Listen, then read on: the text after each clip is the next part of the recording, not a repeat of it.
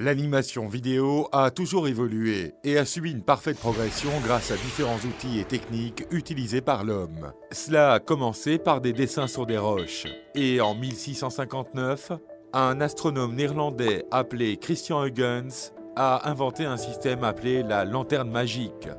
Cet outil, composé de 3 éléments, une source lumineuse, une plaque de verre peinte et un objectif, fonctionne sur le principe de la chambre noire et permettait de projeter des images peintes sur des plaques de verre à travers son objectif. Les animations faites étaient très simples. Citons comme exemple un bras qui se lève, des yeux qui s'ouvrent et se ferment. Des années plus tard, et exactement en 1834, sont apparus des jouets optiques comme le zootrope, permettant de donner l'illusion de mouvement à un caractère dessiné.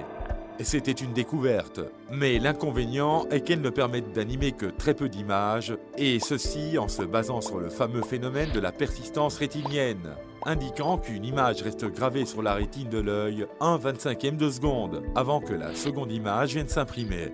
D'où nous pouvons conclure que l'image animée n'existe pas et que toutes les images sont fixes. Cette découverte scientifique par le physicien Joseph Plateau servira directement à l'invention du cinéma. 72 ans après cette découverte, viendra la fameuse école américaine avec une nouvelle technique d'animation, celle du dessin animé inventé par le caricaturiste Stuart Blackton, avec son premier projet d'animation muet nommé Humorous Faces of Funny Faces. Durant 3 minutes, des visages prennent vie au fur et à mesure qu'un des dessinateurs les trace sur un tableau noir. Ces animations restent jusqu'à 1920 d'un point de vue artistique non perfectionné et en noir et blanc. Il faudra ensuite attendre jusqu'en 1923 pour que le producteur Walt Disney fonde la société Walt Disney Company aux États-Unis. En utilisant la technique de trucage, il produira en 1928 le phénoménal Mickey Mouse. Et avec ce grand succès, les studios Disney s'affirment comme la référence dans le monde de l'animation sur le plan artistique et commercial à cette époque. Cette période est bien celle de la fondation des studios d'animation en Europe ainsi qu'en Russie, où le régime bolchevique mettra la base de certains studios.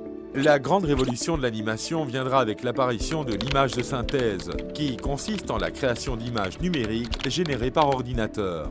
Le début fut avec l'usage des animations en 2 dimensions, où le premier usage était dans l'œuvre Westworld de Michael Crichton, sortie en 1973.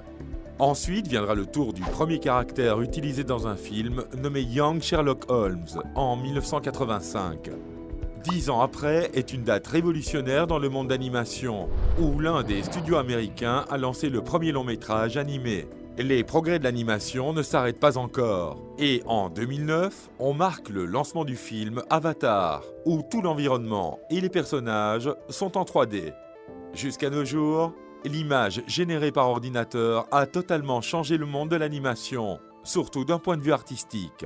Alors, aurons-nous dans ce domaine d'autres techniques et progrès dans le futur ?